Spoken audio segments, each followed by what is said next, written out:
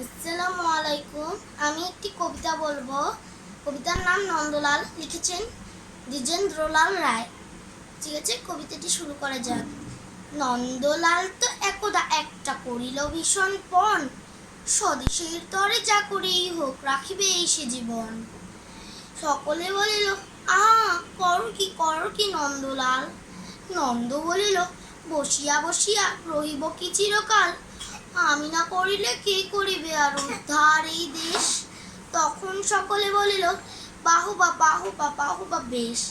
নন্দর ভাই কলেরায় মরি দেখিবি তারই কিবা। সকলে বলিল, যাও না নন্দ করো না ভাইয়ের সেবা। নন্দ বলিল, ভাইয়ের জন্য জীবনটা যদি দিই না হয় দিলাম, কিন্তু অভাগা দেশের হইবে কি। বাচ্চাটা আমার অতি দরকার, ভেবে দেখি চারিদিক। তখন সকলে বলিল, হা হা হা, তা বটে ঠিক। নন্দ একদা হঠাৎ একটা কাগজ করিল বাহির, গালি দিয়া সব গদ্যে পদ্যে বিদ্যা করিল জাহির। করিল অন্য দেশের জন্য নন্দ খাটি এখন, লেখে যত তার দ্বিগুণ, ঘুমায় খায় তার 10 গুণ।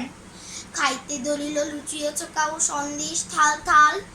তখন সকলে বলিল, বাহুবা বাহুবা বাহুবা নন্দলাল। নন্দ একদা কাগজেতে এক সাহেবকে দেয় গালি, সাহেব আসিয়া গলাটি তাহার টিপিয়া ধরিল খালি। নন্দ বলিল, আহা করো কি ছাড়ো না চাই। কি হবে দেশের গলা টিপুনিতে আমি যদি মারা যাই। বলো কি বিঘত নাকে দেব খত, যা বলো করিব তাহা। তখন সকলে বলিল, বাহুবা বাহুবা বাহুবা বাহা। নন্দ বাড়ির হতো না বাহির, কোথা কি কটে কি জানি। চড়িত না গাড়ি কি জানি কখন উল্টায় গাড়ি খানি। নৌকা ভীষণ ডুবছে ভীষণ, রেলে কলিশন হয়। হাঁটতি সর্প কুকুর আর গাড়ি চাপা পড়া ভয়। তাই শুয়ে শুয়ে কষ্টে বাঁচিয়ে রইল নন্দলাল। তখন সকলে বলিল, বেলার নন্দ বেঁচে থাক চিরকাল।